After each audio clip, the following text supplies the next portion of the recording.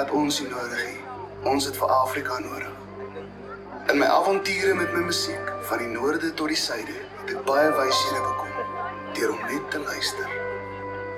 Jy sien, Afrika het 'n stem wat saggies fluister. Jy moet net mooi luister. Jy hoor haar in die geritsel van die wind deur 'n ou kameeldoring se takke, in die kletter van 'n helder bosveldvuur wat se vonke een word met die sterre, in die kletsende geraas van sonbesies in die bosveldmiddagverkeer. Sy lag saam as familie sonder 'n boom saam met haar piknik. Ek hoor haar as 'n genadeboer sy knie buig om vir die Here dankie te sê vir reën of net vir nog 'n dag. Sy huil snags saam met die jakkals as die son sak. En sy, soos ek, dink baie het vanaf vergeet. En daar is meer in hierdie land as die gejaag na die volgende fortuin, die onophoudelike kompetisie met die samelewing en jou medemens. Daar is 'n avontuur om elke hoek en draai, op die val van elke horison 'n nuwe hoofstuk, uniek vir jou uitgelê. Hoor hoe roep sy. Hoe roep sy.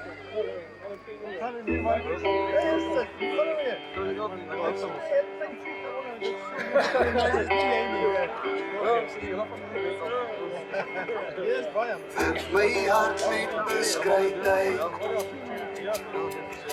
my bloed die slaap en wat my siel uitspy.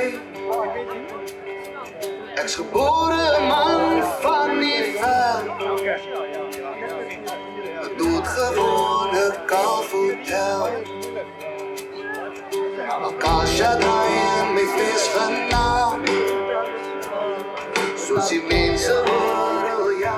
Agter dat koud op hierdie ou highway, veral as die trokke so verby my gly, maar ek klou net vas aan die brief van Wolmerangstad.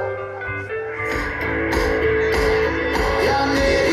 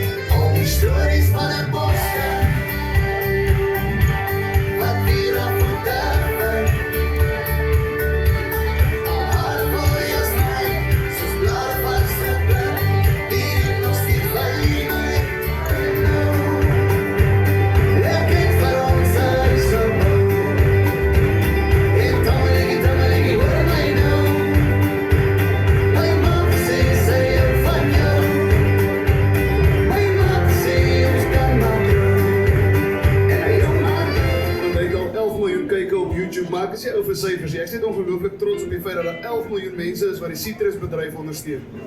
En dis nie te min waar die liedjie gaan.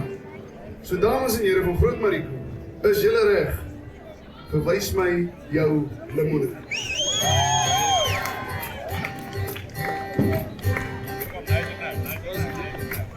Daar's 'n liewe boer op die dorp, sy dra kakie rokkies kort. Sy ry toe 50 opgeroeste vorm. van trekkerij. En in die kroeg beklei. En 'n pensat kon nie geheim van haar boerdery kry. En ons kreeg